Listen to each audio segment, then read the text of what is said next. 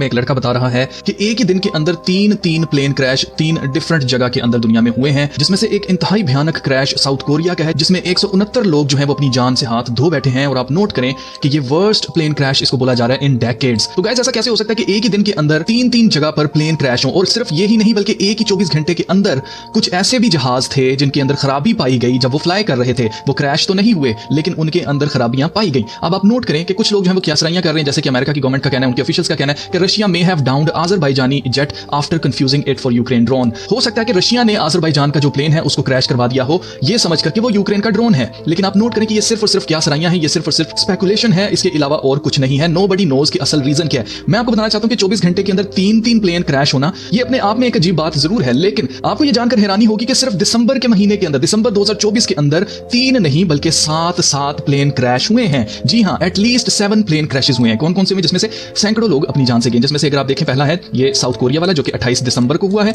अब आप इनकी डेट्स भी नोट करते जाइएगा। यहां पर आप देख सकते हैं आज़रबाईजान की जो एयरलाइंस का प्लेन क्रैश हुआ है वो आप नोट करें कजाकिस्तान के अंदर वो हुआ है कब? 25 दिसंबर को हुआ है, 28 यानी कि 3 दिन के बाद। फिर यहां पर आप देख सकते हैं private plane crash in Brazil, ये कब हुआ है? 22 दिसंबर को हुआ है। सिर्फ कुछ दिनों के फासले से ये हो रहे हैं। और फिर 22 दिसंबर को सेम डे के ऊपर आप देखें कि ये जो एक आइलैंड है यहां पर एक प्लेन क्रैश हुआ है 22 दिसंबर को। आगे चलें तो यहां पर आप मजीद देख सकते हैं कमाका एयर क्रैश इन हवाई के अंदर भी 17 दिसंबर को क्रैश होता है। फिर उसके बाद 20 दिसंबर को एक मिसिंग प्लेन मिलता है जिसके अंदर मरे हुए लोग पाए गए थे। फिर आगे देखें जी, यहां पर आप देख सकते हैं 17 दिसंबर को सेम डे के ऊपर अर्जेंटीना के अंदर एक और प्लेन क्रैश होता है जिसका नाम ये है। फिर आप देख सकते हैं कि 23 दिसंबर मैंने ऊपर भी आपको भी बताया था, 23 दिसंबर को सेम डे के ऊपर स्मॉल एयरक्राफ्ट क्रैश होता है स्कॉटलैंड के अंदर। फिर सिर्फ यही नहीं बल्कि नॉन फैटल एयरप्लेन क्रैशेस जो हैं वो अलग हैं, जिनकी अभी गिनती नहीं की जा रही है। तो ऐसा क्या हो रहा है आसमान के ऊपर कि एक के बाद एक करके प्लेन क्रैश हो रहे हैं और लोग अपनी जान से जा रहे हैं? तो जीजो, एक चीज तो जाहिर है और वो ये है कि ये नहीं चाहते कि आप ट्रैवल करें, आप एक जगह से दूसरी जगह ट्रैवल करके ना बसने के लिए जाएं। जैसे आज पाकिस्तान, इंडिया से बहुत से लोग बाहर के मुल्कों में जाकर सेटल होना चाहते हैं, वो अपने मुल्क को छोड़ देना चाहते हैं। इसी तरह से बहुत से और ममालिक के अंदर भी ऐसे लोग हैं जो कि अपनी कंट्री से निकलकर किसी और मुल्क में जाकर बसना चाहते हैं। तो ऐसे में इन इदारों के लिए उनको ट्रैक करना बहुत ज्यादा मुश्किल हो जाता है, क्योंकि नई प्लेस के ऊपर जब एक नया बंदा आता है तो उसकी हिस्ट्री नहीं होती है। जब उस इलाके के अंदर उसकी हिस्ट्री नहीं होती है तो उसको ट्रैक करने में थोड़ा सा टाइम लगता है, प्रॉब्लम होती है। लेकिन अगर एक शख्स अपनी जगह जहां पर वो पैदा हुआ है वहीं पर रहता है तो उसको ट्रैक करना, उसकी हिस्ट्री को फाइंड आउट करना बहुत आसान होता है। जिसकी वजह से ये लोग नहीं चाहते हैं कि लोग ट्रैवल करें, क्योंकि न्यू वर्ल्ड ऑर्डर के अंदर इन्होंने 15 मिनट की स्मार्ट सिटीज बना देनी है कि हर एक चीज 15 मिनट के फासले पर होगी।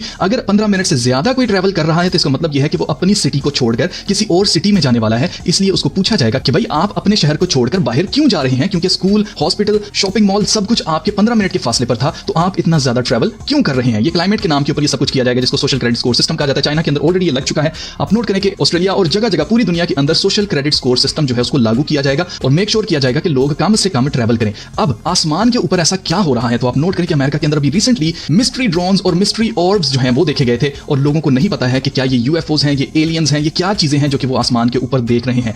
एक चीज तो क्लियर है और वो ये है कि they want you to look up. वो चाहते हैं कि हम आसमान की तरफ देखें, क्योंकि आसमान के ऊपर इन्होंने एक बहुत बड़ा शो लगाना है लाइट्स का, जिसको प्रोजेक्ट ब्लू बीम कहा जाता है, और इन्होंने फेक एलियन इन्वेजन करके दिखानी है। इसलिए they want you to look up. इसी वजह से ये प्लेन क्रैशेस हो रहे हैं। एक तो आपके अंदर फियर डाल देना कि आप ट्रैवल ना कर सकें, और दूसरे नंबर पर आपको ये चाहते हैं कि आसमान के ऊपर कुछ गड़बड़ हो रही है, हो ना हो ये एलियंस, ये यूएफओज इसके लिए रिस्पॉन्सिबल हैं जो प्लेन क्रैश होना शुरू हो गए। मजीद आपको याद रखना कि अभी रिसेंटली पोप ने 5 दरवाजे खोले हैं वेटिकन के अंदर, जिनको पोर्टल्स कहा जा रहा था। तो हो ना हो दुनिया के अंदर इस वक्त तबाही ही तबाही है और हर जगह हमें तबाही देखने को मिल रही है। फिर चाहे वो प्लेन क्रैश हो, फिर चाहे आसमान के ऊपर स्ट्रेंज लाइट्स देखना हो, या फिर बीमारियां हो, ये सब कुछ मिलकर आ रहा है। जैसे मैंने आपसे पिछली वीडियोस में कहा है कि 3 चीजें मिलकर आएंगी। कौन कौन सी? तलवार, काल और वबा। तलवार यानी कि जंगें, काल यानी कि खाने पीने की चीजें बहुत कम हो जाएंगी, और वबा का मतलब है बीमारियां, यानी कि नई नई बीमारियां जो है वो मिलकर आ रही हैं। ये तीनों चीजें मिलकर आ रही हैं और ये सब कुछ जो है वो खुदा के कलाम के मुताबिक, उसकी प्रोफेसी के मुताबिक हो रहा है। इस तरह के हालात देखने के बावजूद लोग रिपेंट नहीं कर रहे हैं, तौबा नहीं कर रहे हैं। खुदा का खौफ जो है वो दिलों में पाया नहीं जा रहा है। ये वो लोग थे जो कि ये समझ रहे थे कि शायद जिंदगी इसी तरह से चलती जाएगी, लेकिन खुदा के कलाम में क्या लिखा है? खुदा के कलाम में लिखा है फॉर व्हेन दे शैल से पीस एंड सेफ्टी, जब उनको लगेगा कि दुनिया इसी तरह से चलती जाएगी, सब कुछ अमन रहेगा, हम बहुत महफूज हैं इन जहाजों के अंदर, तो आप नोट करें then sudden destruction cometh upon them,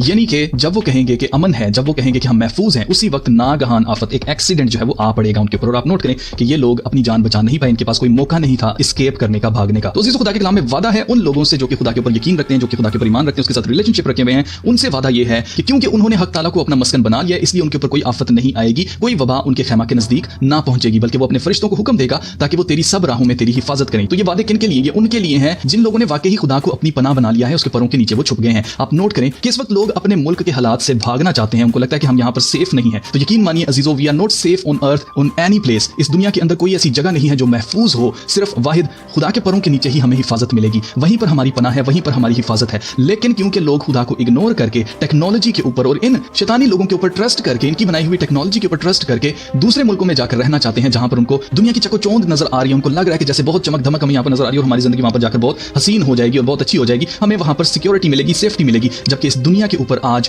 कोई भी जगह सेफ नहीं है। वाहिद खुदा के पैरों के नीचे आपको पनाह मिलेगी, वहीं पर आपकी सेफ्टी है। सो गाइस, जैसे कि आपके सामने आप देख सकते हैं कि 7 प्लेन क्रैश ऐसे ही नहीं हो गए हैं। There is an depopulation agenda going on, और इनका मकसद क्या है? इनका मकसद है पॉपुलेशन को कम करके 500 बिलियन तक लेके आना। फिर वो लोग चाहे जंगों से मरें, चाहे वबा से मरें, चाहे काल से मरें, चाहे फिर प्लेन क्रैश से मरें। तो बेसिकली इस वक्त जो एजेंडा चल रहा है उसके मुताबिक they want to depopulate the world, और सबसे बढ़कर they don't want you to travel abroad, यानी कि एक मुल्क से आप दूसरे मुल्क में जाकर ना बसें। If you will still abide in this land then will I build you and not pull you down and I will plant you and not pluck you up, यानी कि अगर जिस मुल्क में आप आबाद हैं वहीं पर आबाद रहें और किसी और मुल्क में जाकर बसने का ना सोचें, तो खुदावंद का वादा है कि वो आपको उखाड़ेगा नहीं बल्कि आपको लगाएगा, आपको तामीर करेगा, आपको गिराएगा नहीं। तो आपके सामने है कि खुदा के कलाम के मुताबिक खुदा का वादा है कि अगर आप खुदा के ऊपर ट्रस्ट करते हैं, फिर आप दुनिया में कहीं पर भी हैं, आपको एक जगह से दूसरी जगह मूव करके इस चीज की कोई गारंटी नहीं मिलने वाली है कि वहां पर आप सेफ होंगे। कलाम में यह भी लिखा है कि जहां पर भी तुम जाओगे वहां पर तलवार आपका पीछा करेगी। तो इसलिए अगर आप मौत से डर के, अगर आप हालात से डर के अपने मुल्क को सिर्फ इसलिए छोड़ना चाहते हैं कि बाहर के मुल्क में शायद आपकी जिंदगी बहुत अच्छी हो जाएगी, तो इसकी कोई गारंटी नहीं है। इसलिए अजीजों, इस वक्त हमें खुदा पर और उसके कलाम के ऊपर ट्रस्ट करने की जरूरत है, क्योंकि वही हमारी हिफाजत करेगा। उसने वादा किया है कि वो